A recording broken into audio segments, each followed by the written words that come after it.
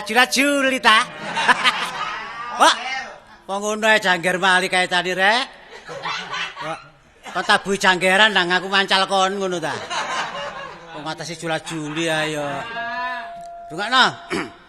Torekan kelontongan kerikil anake watu.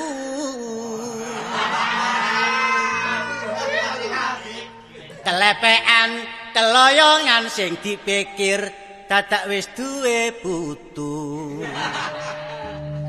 Lak kala dhisik. Ri.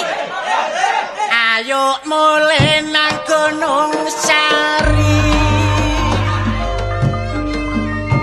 Sabari mlayu wae.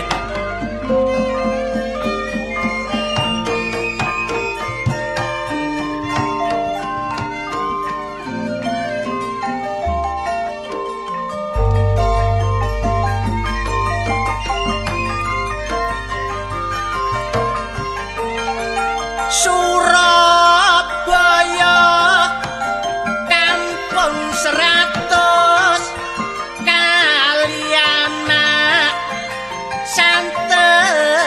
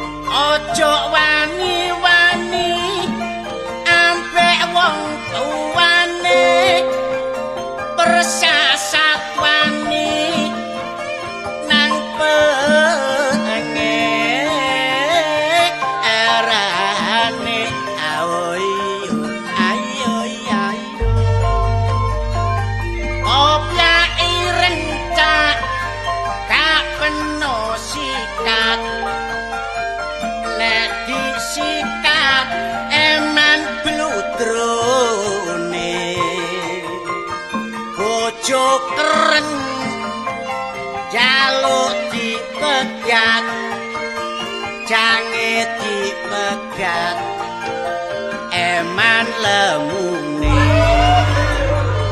ojo kecapan muda kecakot mangan bengkuan no pinggir kali ojo pegatan penose abot ngekekno layang berebes mili sepeda pongres lampu bereko disetiri arah tangan kiwa disawang pantes gak dadi bojo bareng dirapi entek-enteki celana temenggungan wong dodol soto nek lemah ledok kali berantas budal kudungan goleki bojo iku mertondo sik kurang ikhlas kula nang kali lak gogo welut bareng oleh welut disope turang kulone rabi golek bojo sing nurut nek gak gelem nurut selentikno jaran rau kayu rak nalang-nalang rau getek rak nang kenjeran rabi ayu rak bosen ilang rabi sing elek towo gegeran kula es lelen lak dawa-dawa sing paling enak teko kali boto sing wedok batin sing lanang gak Jawa mumpung durung duwe anak anggur dodol bakso cekap semanten piatur kula sae boten emborong kersa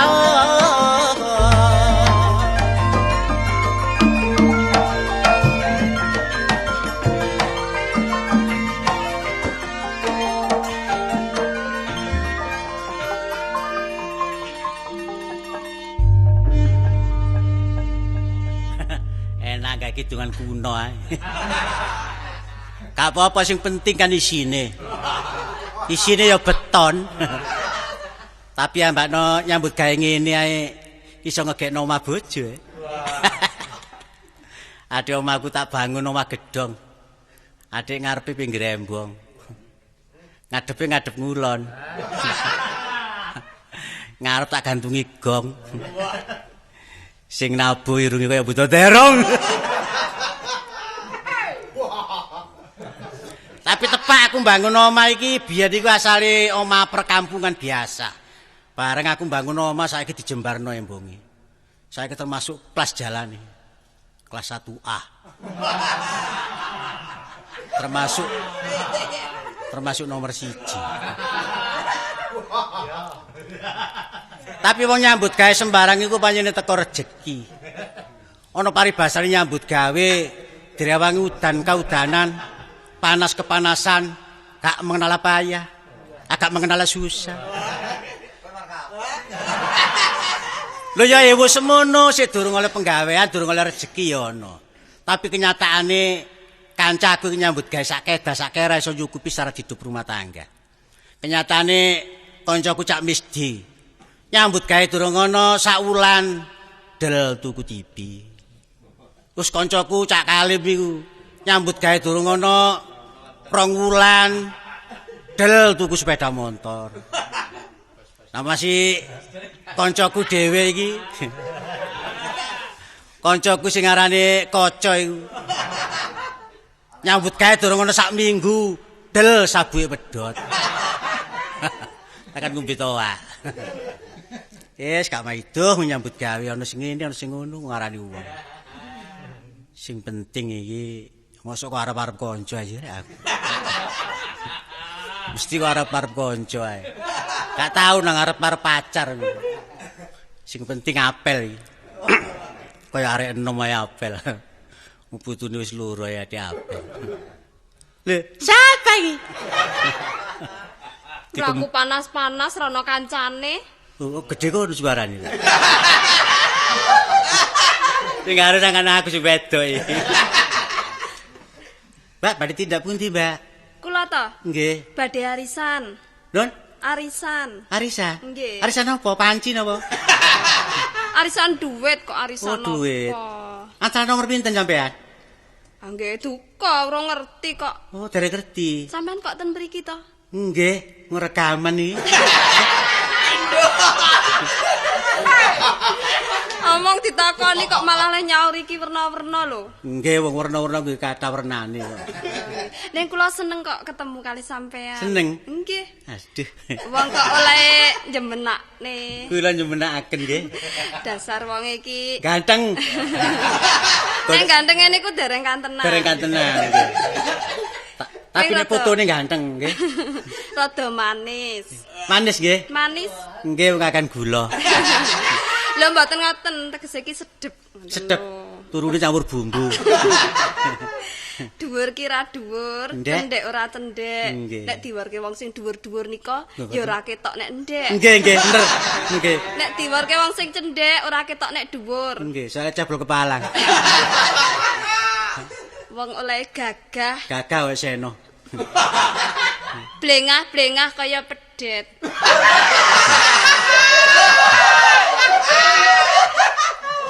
Karepen arek. Burine kaya pedet. Mangane aku bengi-bengi wis gak enak. Sampeyan sinten arane, Mbak? Nami kula? Nggih. Ani. Ani. Nggih. Lah sampean sinten? Kula. Nggih. Ki sampeyan gunani. Mboten kok Nggih mboten. Wong wedok kok gunani wong lanang nggih mboten. Nggih, ora ilok kok. Nggih. Sinten? Kula Sokrat. Oh, Mas Songkran. Jangan jaran ya. Wong Sokran kok Songkran. Oh, Sokran. Nggih, Mas Sokran. Nggih. Jantenan kok. Lho, Sampean niku bagus tenan. aduh dilem maneh. Dilem terus mburine geblak. Lho saestu rambuté wae brintik. Brintik asli kok. Nggih. Nggih. Nek kaya wong-wong sing rambuté lurus nggih, rambuté ora brintik ki do nyangkap salon. Nggih. Rambuté njur dikrul ben brintik. Dikritingaken, Mbak. Nggih. Nggih. Mergi lah kuwi lak ya tondo nek Tondo. rambut brintik kuwi pancen apik. Nyatane akeh wong sing pengen rambutnya brintik, nggih Nggih, to. sampai Nika dikritingaken, lho, nggih. nggih, enten paribasane. Nggih. Kecik isi sawo. Terus. Iki deg-deg ae iki. Diteruske mboten? Tapi gak wong kecil sini sawi. Nek kecil sini sawi gak apa-apa. Nek wak bedhe akeh rene ka lho. Iku deg-deg aku. Nek kecil sini sawi enggak, tapi Sawo niku enak lho, sawo niku lak legi. Legi bener nggih. Buah niku klebu buah. Waduh, buah-buahan pancen nggih, Mbak. Buah-buahan. Kecik isi sawo. Sawo nggih. Rambut brintik kaya gendruwo. Gak nyono sing garing.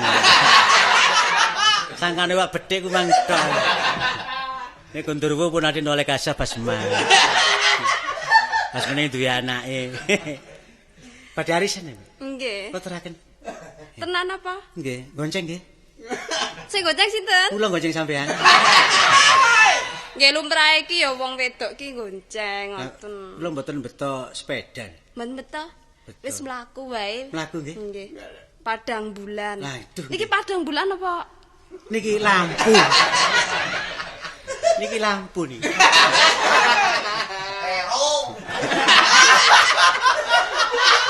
Masih padang bulan nggih mboten ketok, Pak, wong enten jero niki. Ning mboten apa-apa nggih mlaku bareng. Mengko gak isin Oh, mlaku mboten. bareng kula. Kan mboten gadah bojo ya. Lah delokane kaya ngene iki lak ya wis ketara to. Ketara nek kadhe bojo nggih. Lah sampean? Kok aleman kaya ngono? Nggih kula niki ngalem kok. Nek gadah bojo. Sampe nek gadah bojo. Kok klesak-klesik iki? Wong niku. Omong niku mboten sah klesak-klesik sing banter mawon. Banter mboten apa-apa nggih. Mboten napa-napa. Sampe mboten gadah bojo ta. Kok kaya karo wong ora krungu. Sampeyan ngrepoti. Kalem kekalemen banter kebanteran. Kula nggih jane ngoten sik bujang. Oh nggih to. Tapi Padha. ayo pun kondo-kondo wong. Nek Sebabe- kondo-kondo wong kin konangan. Nek konangan, Lho nggih mboten napa-napa. Bujang. engko ndak enek sing ngesiri ngaten ta. Mboten. Kula mboten kusir kok. Kula nyambut gawe mboten dokar. Mboten dokar. Mboten. Eten mawon sampean panjene purun kali kula. Punten dina apa kula turuti. Saestu? Nggih, kesangene tunjungan plaza niku. Nggih. Sampeyan mlebu man. Sampeyan deloki kabeh. Sampeyan pilih, Pun.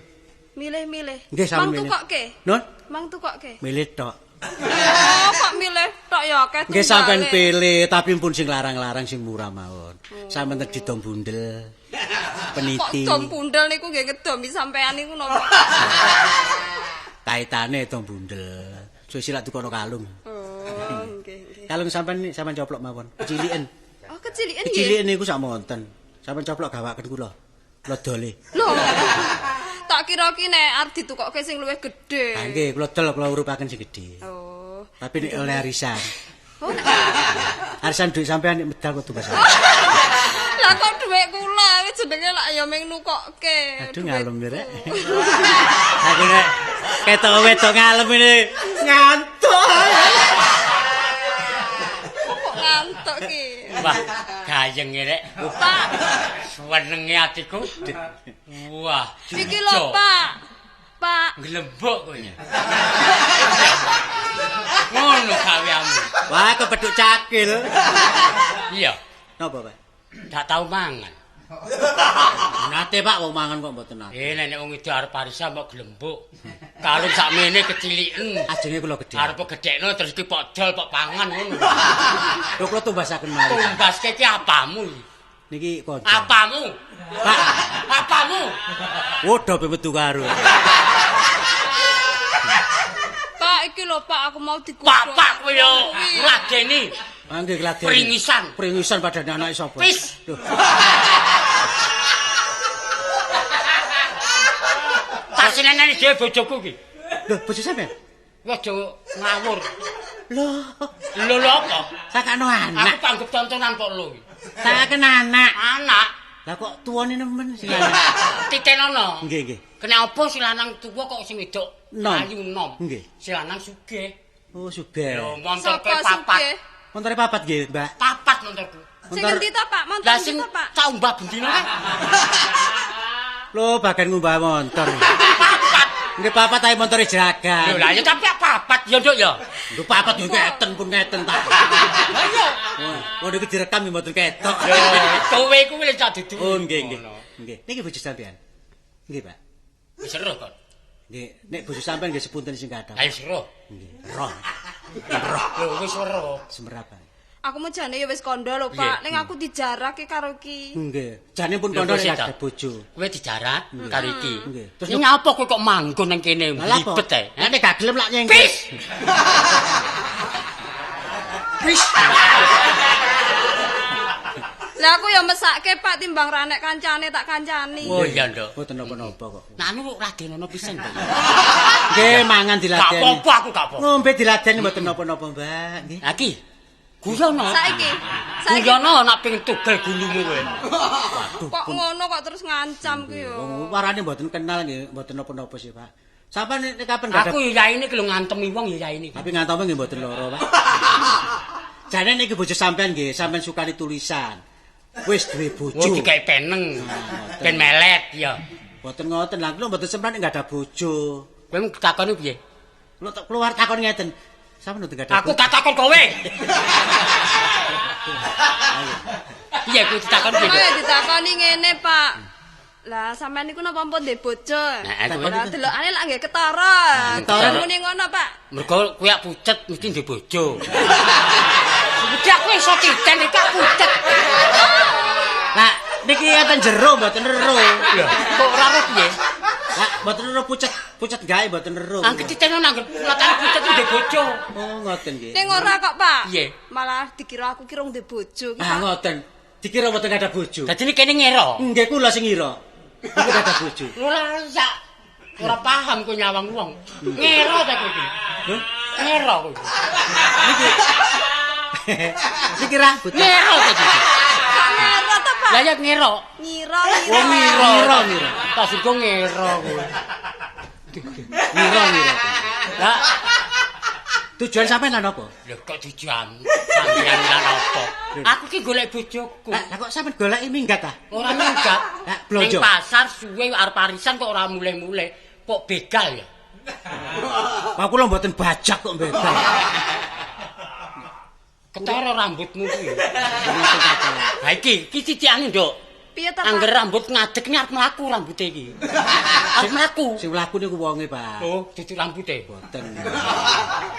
Iki bojo sampean temen ta? Heeh. Nggih. Wis aja dipindho lho, Klan. Lah nggih kula niki takon. Lah iya. Bojo sampean. Sik dadi.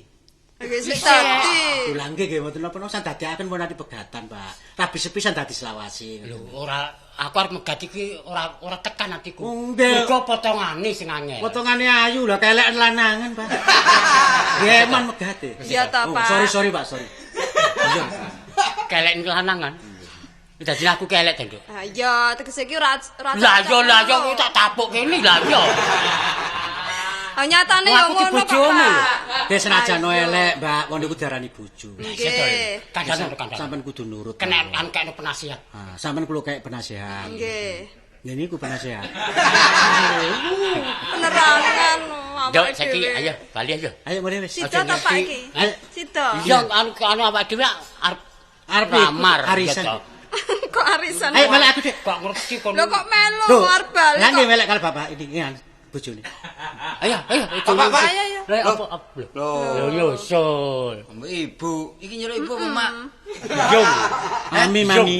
Iya Kok lah Iyung tolong. Kok Joko berak iyung. Ya ibu ah. Ya ibu pantes. Ngundang aku Rama. Jok lo saiki wis adat Surabaya nyeluk iki bapak, nek nyeluk iki mak. Mak. Boleh kayak sapi bengah kan. Mak, wah, Makmu ah. ibu apa bapak? Ibu. Lah iki Rama kan. Rama. Tahu diutus nang ngalang kolak tahu diobong ae. Kayak dudu kayak wayang wong. Mangane berhasilan. Oh iya. Itu. Pak iki bapak entek. Kan wis suwe ambek bapak. Pak, iki kancaku, Pak. Kancamu kurang ajar iki. Iki lah ibumu dijarat. Bener jeneng iki. Wes. Soker. Heeh. Kak Soker. Syukur ya. Kok sokran. Lah sokran. Kok pinter sing wedok sing lanang. Soker. Bapakmu jenenge sapa? Iki Santolowo. Walah gak kurang jeneng kok gak jeneng ngono. Sopo sih? Lho ki riwayat. Timbangane Santolowo lak mari Santo Codot. Kok dadak golek gawe mangan sawu kae ngawur. Iki mang ngomong apa ae? Ngene lho tak kandhani. Ibu iki mang makmu ya. Makmu iki mang kesasar. Ibu kok. Ibu-ibuku kesasar. Ah tak tolong ngono lho. Iya. Nah iku mang nang pasar jane melok arisan. Terus mbok kelangkan kaya timi mang mumet ae nang ngene kene. Ora ra. Kalunge digrengek. Kalung iki harus dijaluk, harus digedhekke. Wis ben cilik ora apa-apa. Lah iya. Digedhekke kok podol ora bali kalunge. Lah ya masih gedhong sepuan ngerti kok apano. Aja kodho kandha. Oh, meneng wangi sing sini. Sini iki malah. Kak kono ta, Pak? Kok ki ora sepuan iki. Apa? Semprot. Iki tunggale ae. Iya kok. Ah, bapak iku. Selamat durung tak gedhekno, lah anu coba kaisinan. Oh, gedhekno piro? Disebut. Gak guyon-guyon lho, aku ya Iya, guyon. iya. Li. Aku krungu Pak rundingan pernah karo Ibu Mang. Heeh. Pernah ati nglamar sih. Iya. Iku cacak wis kok taruh apa durung? Wis. Lho repot lho cacake. Kapan nari? Kapan sih nari? Kapan sih? Ayo ngomong kapan? Kapan sih ngomong? Kan ya apa kan? Tambah Lho, kuater. aku ki anakmu apa aku ki Lho ngeten lho. Wong rumah tanggane ku damel selawasi. Lah iya. Nek kapan ana sampean cacakne Kartolo nek dereng sampean tari terang-terangan. Nggih nek purune mboten purun nglakoni. Napa sampean sing nglakoni? Sampean ta sing nglakoni? Nggih, kawen. Sampeyan sing rabi. Edan bocah iki. Gendeng takoni. Kon kok ngomel sih, Kran? Lho sakno si loyo Ojo dipaedono nemen bengong lek dipaedono. Nek ya tenan kok lho. Apa sih? Cacakmu ki urung ditari. Ya. Jarene bapakmu wis topo. Enggak manut aku to. Lah kaya ngono kuwi nek dikandani. Piye? Kira kok tono arek ditari sih. Ya lek gelem lek gak gelem kok susah, Lah Pak. sing tanggung jawab aku. Oh, anak kudu nurut wong tuwa. Wong tuwa. Nurut sapa lek gak nurut wong tuwa? Lah. Mosok kate cacak nurut sikut. Lah, gosek to. Paman lah gak mungkin toh. Ya, nanging banget to nang sikut iki. Tapi Bapak harus bisa mengatasi Tanggung masalah. jawab. Kalau ada apa-apa, Saya oke. justru Apa saiki bapakmu tanggung jawab? tanggung jawab. Ya napa Ya wis wis, garjawan. pokoknya sama budang lamar mbak Ibu budalo. lamar, oh. Tak bantu bendungo teko. Kowe nduk omah. Yo, Ya, Bu, ya, sampean tumput ngelamar bapak. Lah, arisane kula bayaraken pundi duwike? Wah, kok ki mlebes tak bocah iki. bayar dhewe. Ya. Kok malah mbok pek. Hati-hati lho. Iya, Numpak iya. dokar ya Pak, numpak dokar Pak. Ya. Ya. Tahu numpak dokar di selentik. Heh. Numpak ngarepe kusi. Oh iya, numpake kliru. Heh? Numpake kliru, numpak nang ngene mburine jaran. Lah numpak ndi? Mburine nang ngarepe. Aku numpak dokare kuwi isin lho. Ngawul ngarepe lak didak-idak kon niku. Aku numpak nang mburine disengkur jarane. Arep nduk kupinge ya apa? Numpak ndukur kon niku. Oh, ndukure. Iya. Kan ngetekon ndi? Heh? Kan ngetekon ndi? Kok mlaku. Ngono apa ngitung-ngitung kok kono beduk-beduk kan? Kon iki apa nyoba swara. Mari lara durung ngidung blas lho sik iki mangan. Iya, pirang tahun wong setengah tahun. Tapi yo kabeh ngrasani awak wah suarane sokren masih tua. Winginane iya winginane bebek telu mati kabeh nduk mburi. Masa kon kok manuk jalak. Kon lapor. Kono ngono kok. Saya bebek mati saiki wedi. Iki ngene upamane cacake gelem kawin terus ya apa pengritamu kok nyumbang apa? Aku ya nyumbang sanane lho sing ndelok duwe aku. Iya wis. Kok kon ngono lho sing kawin. Iya ya. Tak tukokno becak kon.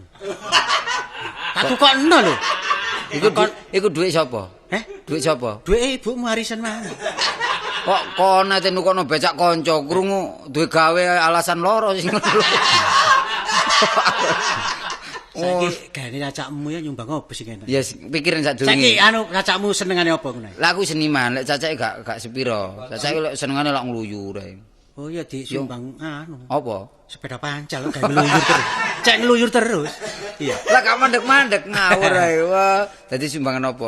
Tak aturno karo bapak. Kan engko aku matur karo bapak. Waduh kon ngomong matur, wong Surabaya matur. Wah kelinci. Lah iku wong tuwa. Ngomong ngono lho, wah ngono. Oh, ngomong ngablak ngono ya, ngablak. Ngomong karo bapak. Ngomong mbek bapak, tak mono lek kon kok nyumbang. Ngene nanggape apa sih? Sembarang apa lek aku njaluk pendapat karo kanca. Ha ngene, ya apa upamane bal-balan? Ah, neka, bener neka. Wadah iya loh. Lho Dek ya. Oh tertandi ibu iya. Sera. Aki ngomong apa sih? Dadi apa? Munggo bal-balan ya apa ya? Waduh, bal-balan iku kudu ngringkesi kan. Piring cingkir kudu ngringkesi. Lu nggak nyewa lapangan kok. Oh, lapangan. Iya. Lapangan ndi kira-kira sing paling jembar? Tambah sari. Wah, kurang jembar. Ya apa? Anu, iku. Juanda. Heh? Juanda. Lapangan juanda, lapangan motor mulu loh. Mosok oleh tiga bal-balan. Lah ya enak wis. Sepisan ngetan wis ambyuk kabeh mergo Wah, kan. ambyuk ketiban kapal terbang kon niku. Oh, anu gak masuk akal kan nduk kae kok Lho kaya nawar. nek desa lah ono sih. Oh, okol ya. Heh? Okol. Musuhe. Herder. Wah, kon musuh ya. Desa wong padha wong ngono. Lah ya okol ya. Iya, wis. Sing gak tau wayang golek aku seneng. Lek po golek kecut. Lek wayang golek gak. Kon iki nang wayang lah golek buah-buahan kon. Kok ngomong wong glambyar iki kadang. Iya, wayang ya. Ya wis gampang wis. Kok gampang-gampang tok ae apa? Aku sing ndelek wayang. Tabuhan teko aku. Wayang teko aku, terus teko aku. Tapi jok wayang sing blebekan iku guntingnya angel kran. Lho, lah wayang durung dadi ku kon niku. Enggak wis, wayang golek ya. Heeh. Aku sing dolek wayang. Wayang. Wayang teko aku wis. Iya, terus? Lah terus teko aku, gamelan teko aku. Waduh iya terus. Duwe kon. Kok aku sing ngekekno ngono. Lek bojomu digadekno dhisik apa? Kakak payu kelemon iki. Ngomong gak karu-karuan wis ngene dongakno kok cacak gelem. Lah bapak diterima lho. Karepe bapak lak ngene. Bapakmu gak nari gak gelem, kon wajib. Aku gak iso nari wong selendang ilang ya.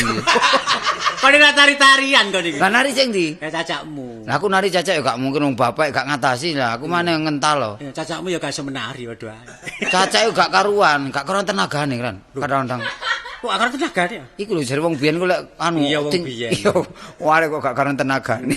Ngomongane wong biyen ngono. Iya. Kon gak karuan tenagane mbok ndrok-ndrok apa. Iya. Ndrok iku longgo. Kok ngarani pedhot cedhot kok. Lah iya. Wis tari lak cedhot iku. Aku rasane kudu nggo ya apa iku kan. Apa kok blakrakan. Cacak wis ngene ngluyu rae. Wis kene kok nek Lah lek bapak kadung diterima, lah terus iku cacak tapi mesti gelem. wis ku aku sing ngomong. Masuk bodho bapak. Cacak mengker nggih. Wis aku sing ngomong wis. Temen ya. Iya kon gak sanggup bapakmu gak sanggup aku sing ngomong. Enggak aku. Wis aku wis. Kok nek pertentangan mbak aku ya apa Aku sih? tak antem lho kon. Blakrak. Wis aku sing ngomongi. Tapi bapak duduk sembarangan wong. Lek atasi anak gak iso ngatasi isin. Bapak ku tahu dadi jagoan kon. Tahu nekek cempe bareng. Yalah cempe ae lho pira wene. Wong cempe cilik. Oh, wong cempe cilik teka gak mati. Nek aku tahu ngantem gajah mati. Gajah sakmono gede. Tak antem mati. Mari kok antem terus mati. Gajah mati dhisik tak antem. Iku ngono jenenge nyelawat kan. Mawur e. Lek aku masih lelek nyecep ilmu bapak. Tahu bapak tak cecep wadah. Untuk cepet apa nih? Lho enggak, ilmune kan abot kan. Apa? Tahu tak coba ya. Malam kemis iki tak coba. Wah, esuk tak Sik gawe. cecep sikute ta? Enggak. Ya ilmune. Ono arek cilik tak belesne lho, tak gedrukno lemah mancep setengah meter kan. Kok gedurken apa? Lemah ta lumpur? Eh? Lumpur tak sawah ta? Lumpur. Nek kon adik nyecep ilmu ngono, Iya. aku tau dicucup lho. Oh, kon duwe ilmu ta? Kon duwe ilmu. Apa aku duwe ilmu kok aku sing dicucup. Oh iya, soalnya kon keran dianggap kerane banyu kon iki ngono. Iya. Keran, boleh dhewe keran. Wah, Iya, biyen boleh, ngono. boleh.